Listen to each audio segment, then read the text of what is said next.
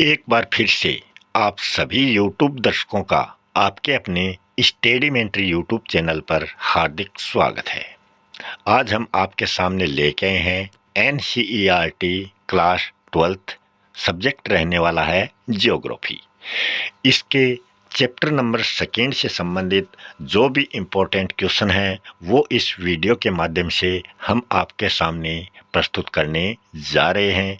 ये वीडियो आप कक्षा 12 के अगर विद्यार्थी हैं तो आपके लिए तो इम्पोर्टेंट है ही, साथ ही साथ जो कंपटीशन एग्ज़ाम की तैयारी करने वाले हैं उनके लिए भी ये वीडियो काफ़ी इम्पोर्टेंट रहने वाला है। वीडियो पर अंत तक बने रहें और अगर चैनल को सब्सक्राइब नहीं किया है तो चैनल को सब्सक्राइब करना ना भूलें ताकि आने वाले वीडियो के नोटिफिकेशन आपके पास तुरंत पहुंच सके। शुरू कर रहे हैं। आज का अपना टॉपिक नंबर 2 है विश्व जनसंख्या वितरण, घनत्व और उसकी वृद्धि। तो इसमें हम बात करें एशिया में बहुत अधिक स्थानों पर कम लोग और कम स्थानों पर बहुत अधिक लोग रहते हैं। तो ये एशिया महाद्वीप की बात हो रही है। तो ये टिप्पणी किसने की है? तो ये बातें जॉर्ज बी क्रेसी के द्वारा कही गई हैं। फिर हम बात करें निम्नलिखित में से कौन सा प्रतिकर्ष कारक नहीं माना जाता? तो इसमें जलाभाव, बेरोजगारी, महामारियां ये तो प्रतिकर्ष कारक हैं, जबकि चिकित्सा, शैक्षणिक सुविधाएं जो हैं ये प्रतिकर्ष कारक इसका नहीं है। खनिजों की उपस्थिति के कारण विश्व का कौन सा क्षेत्र जो है वो सघन बसा हुआ है? तो वो क्षेत्र है अफ्रीका का कंटंगा व जाबिया क्षेत्र। फिर हम बात करते हैं भारत की वार्षिक जनसंख्या वृद्धि दर जो है वो है 1.64%। जननांकीय संक्रमण को प्रथम अवस्था में उच्च प्रजननशीलता व उच्च मृत्यता होती है। फिर हम बात करते हैं अगले क्वेश्चन में, निम्नलिखित में से किस महाद्वीप में जनसंख्या वृद्धि जो है वो सबसे अधिक हमें देखने को मिलती है? तो वो महाद्वीप है अफ्रीका महाद्वीप। कौन सा विरल महाद्वीप वाला क्षेत्र नहीं माना जाता? तो वो है दक्षिण पूर्वी एशिया। उद्योगों की उपस्थिति के कारण विश्व का कौन सा प्रदेश जो है वो सघन माना जाता है? तो वो है जापान का कोच्चि ओसाका शहर। विश्व की 90% जनसंख्या कितने प्रतिशत स्थल भाग पर निवास करती है? तो वो है मात्र 10%। जनसंख्या वृद्धि को प्रतिशत में व्यक्त किया जाता है। विश्व में सर्वाधिक जनसंख्या वाला देश अगर हम बात करें तो वो है चीन, दूसरा नंबर है भारत का। जनसंख्या परिवर्तन धनात्मक एवं ऋणात्मक, अगर वृद्धि होगी तो धनात्मक और अगर कमी होगी तो ऋणात्मक। एशिया का जनसंख्या घनत्व हम बात करें तो वो है 146 व्यक्ति प्रति वर्ग किलोमीटर। विश्व की कुल जनसंख्या में भारत का जो स्थान है वो चीन के बाद में दूसरा है। अगला है भूमध्य सागरीय प्रदेश के कारण इतिहास के आरंभिक कालों में बसे हुए हैं, तो वो क्या है? वो है सुखद जलवायु। सुखद जलवायु के कारण ही भूमध्य सागरीय प्रदेश जो है वो आरंभिक कालों से बसे हुए हैं।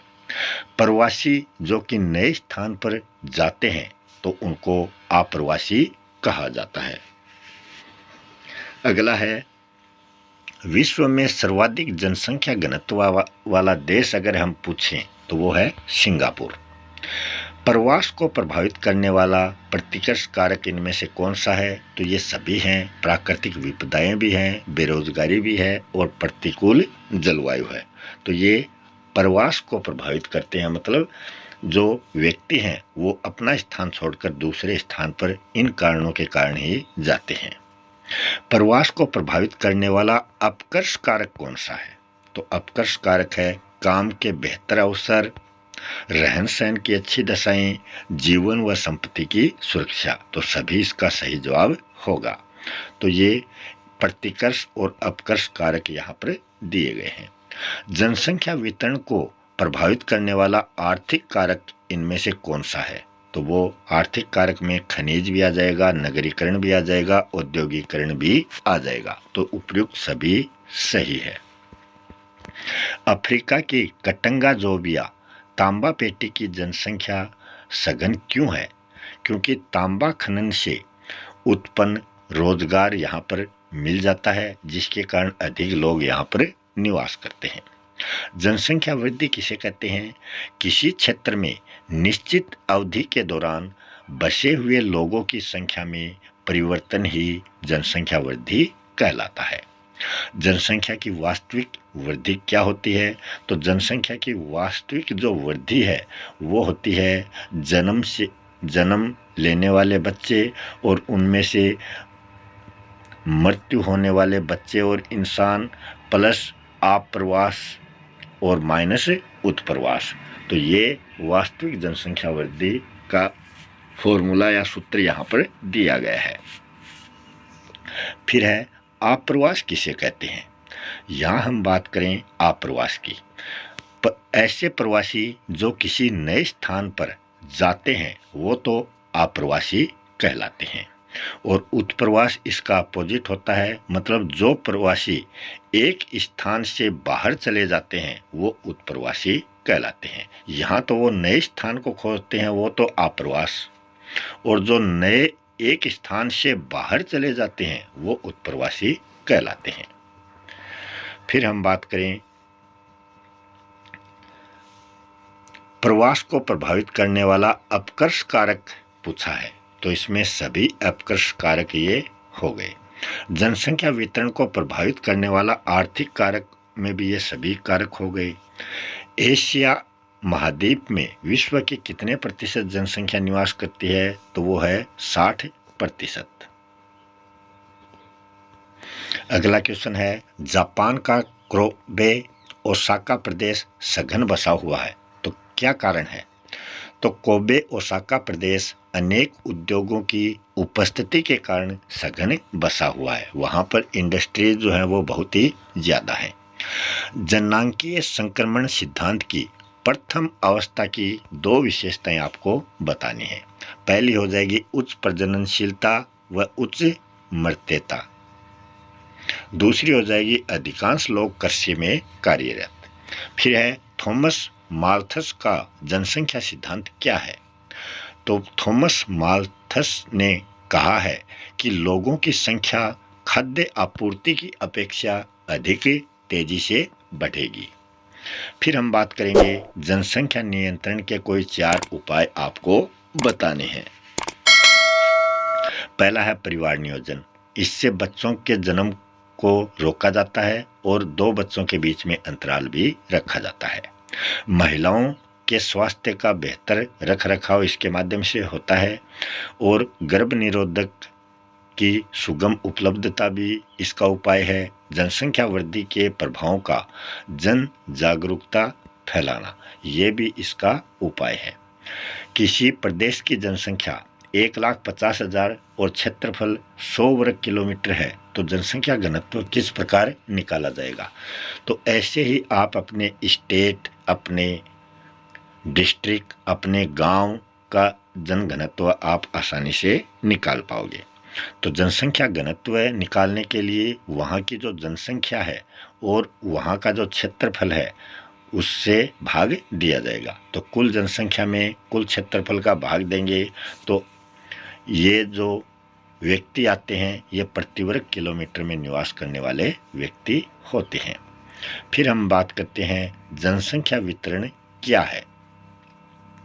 जनसंख्या वितरण की हम बात करें तो जनसंख्या वितरण का शाब्दिक अर्थ होता है भूपृष्ठ पर लोग किस प्रकार वितरित हैं, बटे हुए हैं। मोटे तौर पर विश्व की जनसंख्या 90% और इसके 10% स्थल भाग में निवास करते हैं। विश्व जनसंख्या असमान रूप से वितरित है। जनसंख्या घनत्व की परिभाषा आपको बतानी है और जनसंख्या घनत्व का सूत्र आपको बताना है। प्रति वर्ग किलोमीटर में रहने वाले व्यक्तियों की संख्या को ही जनसंख्या घनत्व कहा जाता है। इसका सूत्र हो जाएगा जनसंख्या घनत्व इक्वल टू जनसंख्या अपॉन क्षेत्रफल। फिर हम बात करते हैं जनसंख्या वितरण को जलवायु जो है ये किस प्रकार प्रभावित करती है। तो इसकी हम बात करें तो अति उष्ण अथवा ठंडे मरुस्थलों की विषम जलवायु मानव बसाव के लिए असुविधाजनक होती है। सुविधाजनक जलवायु वाले क्षेत्र में जिसमें अधिक मौसमी जनसंख्या पाई जाती है, भूमध्य सागरीय प्रदेश सुखद जलवायु के कारण इतिहास के आरंभिक कालों में ही बसे हुए माने जाते हैं। मतलब जहाँ की जलवायु अच्छी होगी, सुख सुविधाएं पूरी मिलेंगी, वहाँ पर जनसंख्या अधिक होगी, वहाँ पर लोगों को खाने पीने का सामान आसानी से प्राप्त हो जाएगा, उनको रोजगार मिल जाएगा, तो वहाँ जनसंख्या अधिक होगी। फिर है जनसंख्या वितरण को प्रभावित करने वाले कोई 3 भौतिक कारण आपको बताने हैं। पहला है जल की उपलब्धता, दूसरा है भू आकृति, तीसरा है वहाँ की मिट्टी या मृदा। जनसंख्या वितरण को प्रभावित करने वाले 3 आर्थिक कारण बताने हैं। ये तो 3 भौतिक कारण हो गए। अब इकोनॉमिक फैक्टर आपको बताने हैं, तो वो है खनिज, औद्योगिकरण और नगरीकरण। खनिज में उदाहरण दिया गया अफ्रीका की कंटगा और जाम्बिया तांबा पेटी। औद्योगिकरण का उदाहरण है जापान का कोबे ओसाका प्रदेश। जनसंख्या परिवर्तन के कितने घटक होते हैं? तो इसके 3 प्रमुख घटक होते हैं। पहला होता है जन्म, दूसरा होता है मृत्यु और तीसरा होता है प्रवास। अगला क्वेश्चन है औद्योगिक जनसंख्या वितरण को कैसे प्रभावित, औद्योगिकरण जो है वो जनसंख्या वितरण को किस प्रकार प्रभावित करता है। औद्योगिक पेटियां रोजगार के अवसर उपलब्ध कराती हैं। इसमें कारखानों के श्रमिक ही नहीं बल्कि परिवहन, परिचालक, दुकानदार, बैंक कर्मी, डॉक्टर, अध्यापक तथा अन्य सेवाएं उपलब्ध कराने वाले भी होते हैं। जापान का कोबे ओसाका प्रदेश अनेक उद्योगों की उपस्थिति के कारण ही सघन बसा हुआ है। अगला क्वेश्चन है प्रवास किसे कहते हैं? इसके प्रतिकर्ष और अपकर्ष कारक आपको बताने हैं। प्रवास की परिभाषा हम देखेंगे, जब लोग एक स्थान से दूसरे स्थान पर आवागमन करते हैं, आते जाते हैं, तो वो प्रवास कहलाता है। प्रवास के प्रतिकर्ष के कारक हैं बेरोजगारी, रहन सहन की निम्न दशाएं, राजनीतिक उपद्रव, प्रतिकूल जलवायु, प्राकृतिक विपदाएं, महामारियां। मतलब ये तो प्रवास करने को मजबूर करने वाली स्थितियां हो गई। अपकर्ष कारक हो गया काम के बेहतर अवसर, रहन सहन की अच्छी दशाएं, शांति व स्थायित्व, जीवन व संपत्ति की सुरक्षा तथा अनुकूल जलवायु। तो ये प्रतिकर्ष और अपकर्ष जो कारक हैं वो एक दूसरे के विपरीत हैं। सुना है अशोधित जन्म दर की परिभाषा आपको लिखनी है और उसका फॉर्मूला सूत्र लिखना है। मतलब प्रति 1000 स्त्रियों द्वारा जन्मे गए जो जीवित बच्चे हैं उनको व्यक्त करने के लिए अशोधित जन्म दर को काम में लेते हैं। इसका सूत्र होता है अशोधित जन्म दर इक्वल टू किसी वर्ग विशेष में जीवित जन्म अपॉन वर्ष के मध्य की जनसंख्या इनटू 1000। तो ये इसका सूत्र होता है। अगला क्वेश्चन है अशोधित मृत्यु दर को परिभाषित कीजिए और उसका सूत्र लिखिए। तो इसमें होगा प्रति 1000 जनसंख्या के पीछे मृतकों की संख्या के रूप में इसको व्यक्त किया जाता है। तो ये होती है अशोधित मृत्यु। इसका सूत्र होता है अशोधित मृत्यु दर किस प्रकार निकालते हैं?